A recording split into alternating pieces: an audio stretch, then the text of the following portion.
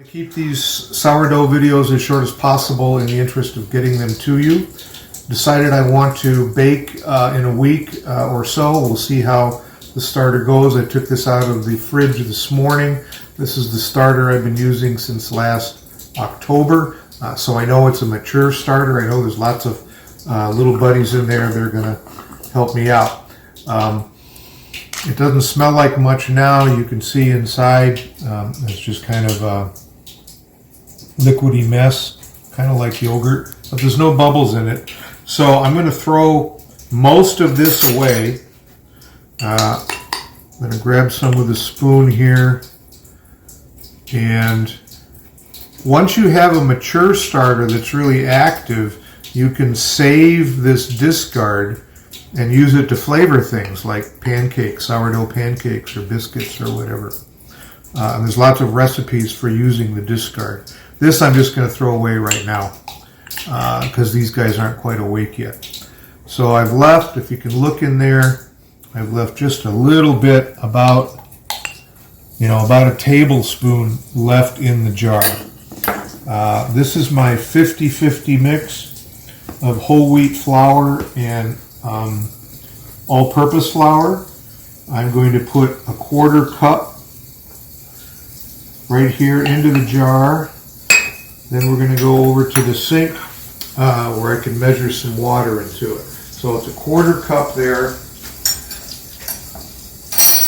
Add the flour. Now I'm going to add 2 tablespoons of water. You and I have different issues with temperature. My water is kind of warm here, but you can just use your room temperature. So 2 tablespoons to a 1/4 cup. And then I'm going to start to stir it up. I want you to look in there, see how gloppy and dry that is. So obviously it needs more water. I'm just going to give it a little shot here. What I want to do is keep it as dry as possible, but still be able to get it off the spoon and the sides of the jars. So that's looking pretty good to me, right? You can see now I can get a little spatula in there and I can clean everything off. So that's good. I'm going to get a spatula here. I'm going to clean off the spoon and the sides of the jar so I can see what's going on in there.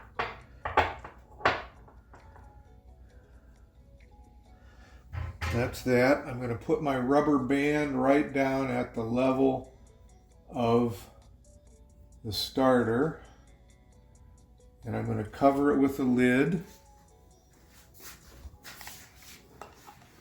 And I'm going to set it on the counter and we're going to check it in the morning. Okay? That's it. See you in a bit. Bye. Steve. I looked at this morning and it had not risen above the rubber band. It hadn't done anything. So I just let it sit on the windowsill in the sun all day. It's now evening and I'm looking at it and you can see that the starter has risen quite a bit above the line of the rubber band, and inside you can see it has bubbles. See how stringy it is, like this. This stuff is super sticky. You have a hard time getting it off the spoon. It'll stick to the bottom of the sink, but that's a good thing. So I'm going to do the same thing to this now that I did last time, and I'm going to do it every day, and now I got a back time to decide when I want to bake. So I'll let you know coming up. That's it. Thank you. I'm going to make dough tomorrow morning. So tonight we have to make the leaven to get the dough going. I have my starter here that's done very well. I'm going to take a big heaping teaspoon and put it in this bowl. And I have measured out here 200 grams of water and 200 grams of my 50-50 flour mix. 200 grams of water is the same thing as 200 milliliters. So that goes in there. I mix it up with my hands. This water should be room temperature. Once that's all incorporated, I dump the flour in and mix it up with my hands. I don't want any wet flour left. I want it nice and dry. Once this is all fully incorporated, I'm going to scrape my hands off with the scraper here. I'm going to put a towel over this, and I'm going to set it on the counter overnight. So we'll see if we run out of time here while I'm scraping.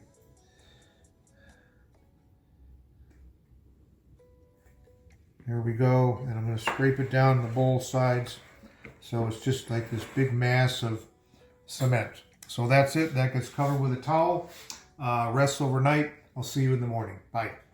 It's the next morning. We're going to try the float test. Here is the leaven that's been resting all night. It's a little crusty on top. I'm going to peel some of that crust away. Notice how stringy and lots of bubbles there are in it.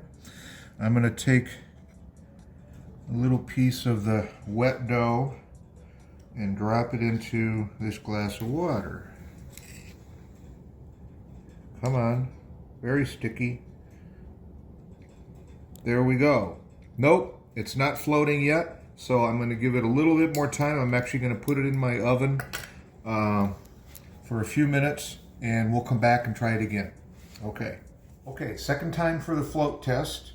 I put my leaven in a barely warm oven. I've got a warming drawer setting on it to keep food warm. So it's been in there for an hour. I'm going to take a look at it. Take a look. It's looking pretty funky, but that's okay. Again, I'm going to take some of the dough out of the middle here, and I'm going to drop it in this glass of water. Wow, it's still not there. Almost. It is sort of. I'm going to give it another half hour and then try it again. Okay, back later. Okay, sorry.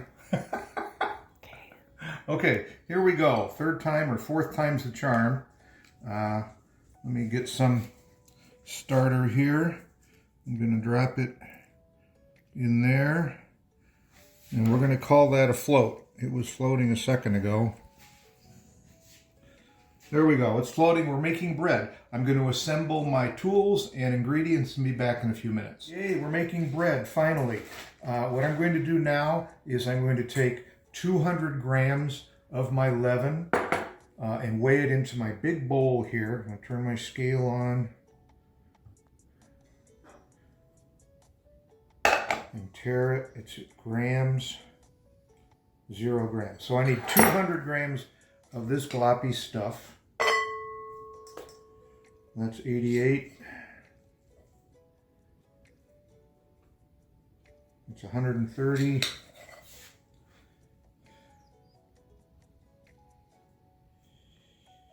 170.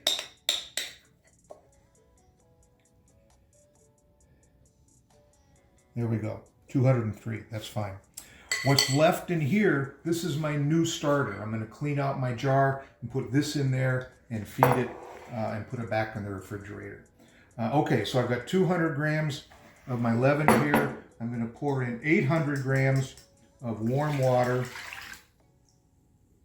And I'm going to incorporate this with my hands, look in there, squeezing it between my fingers and getting it as much dissolved as I can. Okay, I'll be back in a minute. So here I have my ingredients I've mixed together. 800 grams of whole wheat flour with 200 grams of AP flour and 20 grams of salt. That's all going into my water here, and it all gets mixed up by hand. So a little bit at a time here. I'll try and turn sideways so you can see it.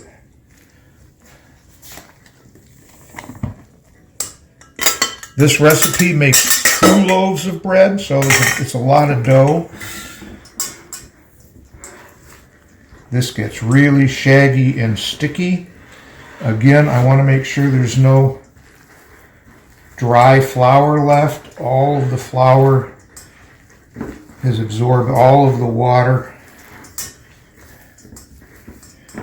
like this. So when I'm done here, I'm going to scrape my hands off.